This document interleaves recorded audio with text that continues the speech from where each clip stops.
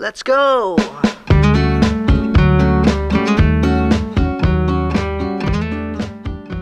Welcome to Empowering Elders. Today I want to discuss an approach or an idea that I have that will help our seniors and their families get more involved and be able to stay at home for possibly ever. Wouldn't that be great? A lot of people might not agree with this, but I said I was going to work on trying not to say I have a phone call. Hold, please. We'll come back in just a minute. And we're back. I had this idea that I was throwing at Presley, and she was kind of throwing some ideas back at me about what ifs. This is my idea. Once you die, everything you've worked for, all your money, all your land, all of your whole entire estate goes back into the pot of funds for our senior Texans. Crazy, huh? I bet a lot of people are like, are you nuts? I'm expecting to get mom's land, or I'm expecting to get grandpa's farm. This is my thought. And I think right now I have two boys. I sometimes feel like I give them everything, where they have no idea of what I've had to do to get to that point to be able to provide them with these nice things. I believe that not only would this idea help our seniors by them having to spend all of that hard-working money, and if they knew that they were not going to be able to give their land or their house to their children, I bet you they'll sell it, and they'll probably move into a smaller home, and they will use that money to take care of themselves if they know that that's the only thing they can use it on. Or it's going to go into the pot and it's going to help someone else. And I also believe that the children will be more involved with helping take care of mom and dad if they know that that money can only be spent during the time that mom and dad are alive. So that will help us with debt. It would help us with their own just people's general work ethic. If you know that you have to work every day because no one's going to be able to take care of you when you're older, and that money has to be... I ain't liking the way it's going. It's going back and forth. Back and forth, back and forth. I think there's a title for this, but I don't know what it's called. I don't know. This is the first time I ever heard of it. Well, Medicaid already does it, but if we did that for everyone... Yeah, and it would help lower income families. It would help lower income families, but it would also... It'll make everyone have to work harder if they know they can't just... Because they would think it was going... They can't carry on grandpa's back. Because most people don't want their money going to the government. Oh, no. That is a big no. So it would help our economy, too, yeah, during that time. Because it's going to be being spent instead of just being saved and saved and saved and saved for the next kid and the next generation. It's going to actually be spent during that time. Yeah. So that's... Are we still recording? Good, because I think I'm trying to work this out, and I think this is good. You can just I can cut this or... Yeah, but I think it's good that me and you were talking so we can kind of understand both sides of it. It's gonna happen. Because, I mean, think about it. Like, so when my parents die, they're not going to have nothing for me. You're young, you're in school, about to graduate.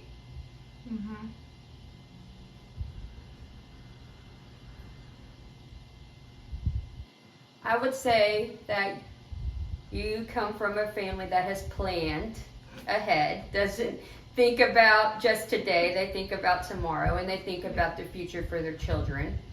Only child too. So. As for me, love my parents, but no. No. So,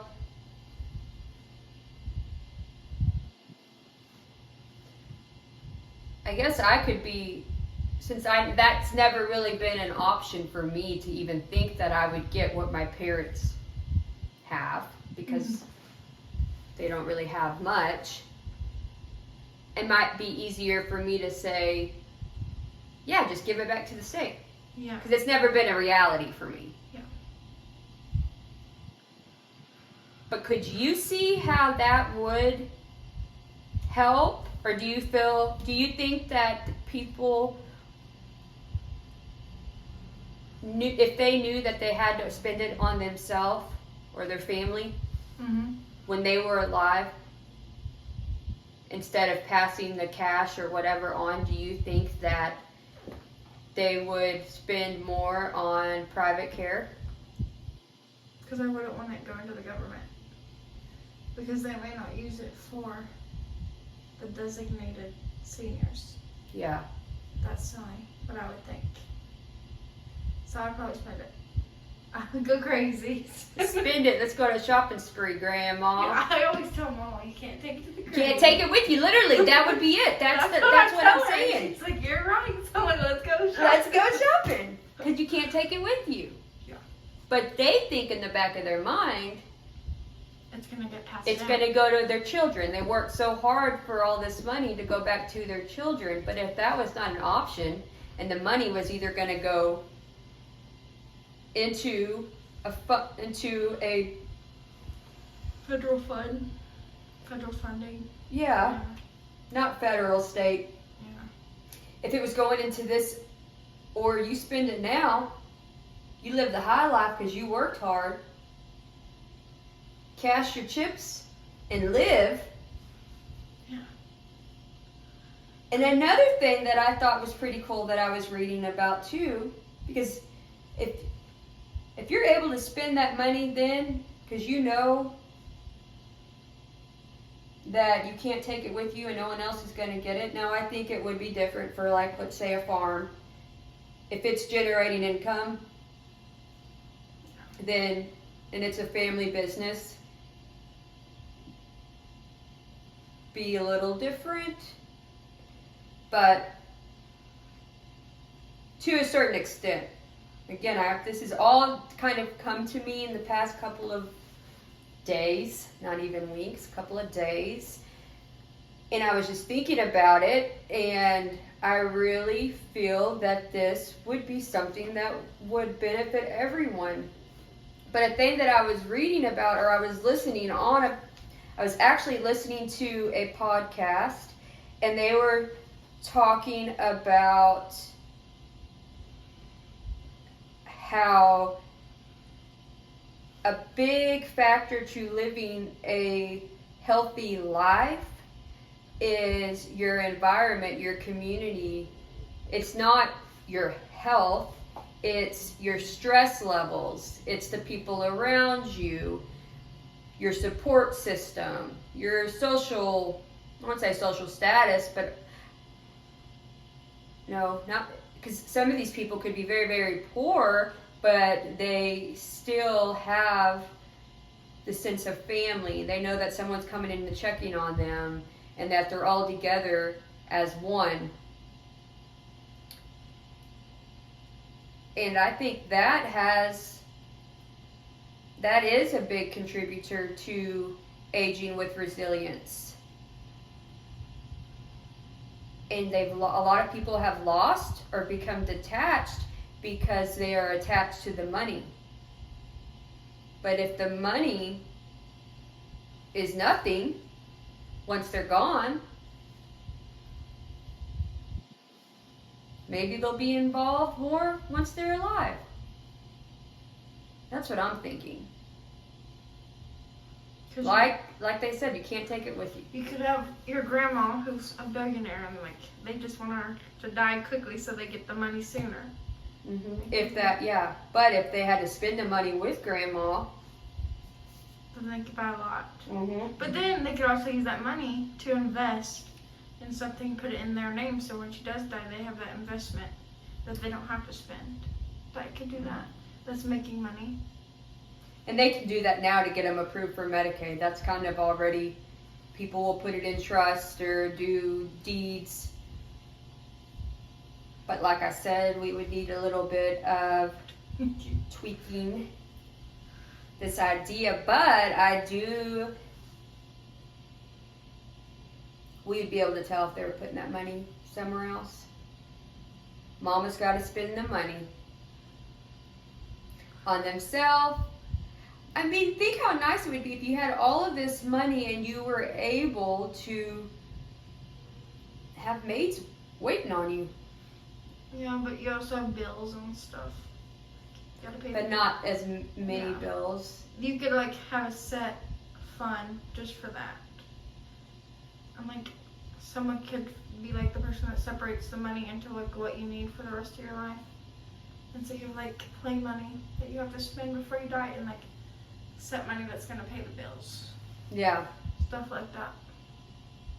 And then it makes it to where you have people who, like myself, my kids, if my kids knew that, not that I have any money, but if I had some money put up for them, if they knew that they were not going to get that money, that they would have to work just as hard as I had to, maybe they would actually work hard. People would be getting jobs. People would be getting jobs, exactly. Because it's not cheap to live anymore. And it would help us with our debt too. Unemployment rate. Get our unemployment rates down. It would help pull, instead of the state funding the Medicaid, we would use other people's money or other people's estates to take care of all the elderly. Because I think always it should be like that. It should always be our seniors, our disabled, and our children should always be taken care of. And it shouldn't go off of their income. And if they have income left over, it needs to go back into a pot. It doesn't need to go on to the next generation who, it's never, that's another thing. See, all this is coming to me. We're never going to break. That's why you have those families that have lived, what's a really, really rich family? Everyone. The Obamas. The Obamas? I didn't know they were really rich. I thought he came from a single mom. Maybe. I'm trying to think. The Trumps are rich. The Trumps are rich, but I heard that Donald made a lot of his money. His dad gave him a little bit of money, and then Rockefeller? Oil company? I don't know. I'm going to look it up.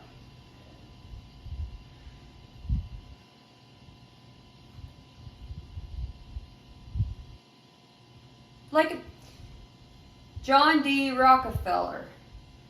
Rockefeller family. What if it wasn't about the family? It was just about John D. Sorry, y'all.